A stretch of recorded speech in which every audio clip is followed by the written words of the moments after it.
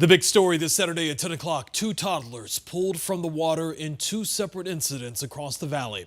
One of the children, unfortunately, did not survive. Good evening. Thanks so much for joining us here tonight on 12 News at 10 o'clock. I'm Jonathan McCall. Rachel enjoying the night off. The other of those two children now in stable condition tonight at a hospital after being pulled from a Tempe lake. That's where we find Team 12's Jen Wall. We're learning more about how his family jumped in to help save his life.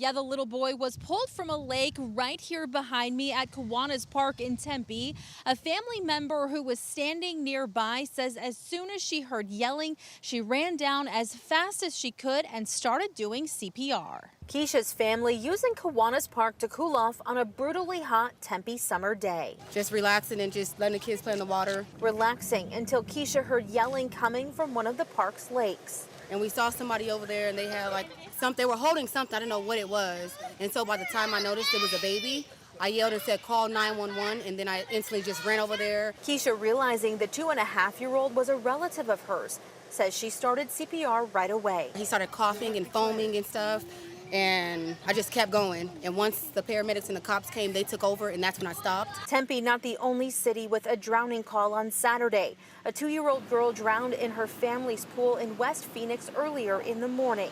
That girl passed away. According to the Children's Safety Zone, there have been at least 37 drowning deaths in the valley this year. At least 11 of those are in children 5 and younger. Lori Schmidt is the former president of the Drowning Prevention Coalition of Arizona.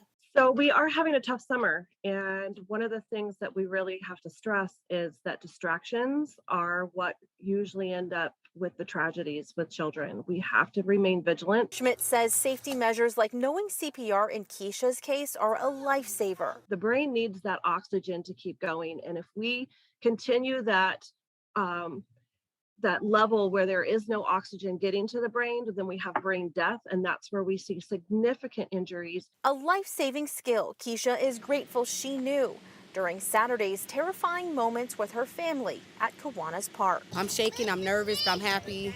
You know, I was there. Lori and the Drowning Coalition of Arizona say they cannot stress the ABCs of water safety enough. A, adult supervision. B, barriers. C, classes for CPR and swimming lessons. For more details on safety around water, go to our website, 12news.com, and you will find all of the information right there.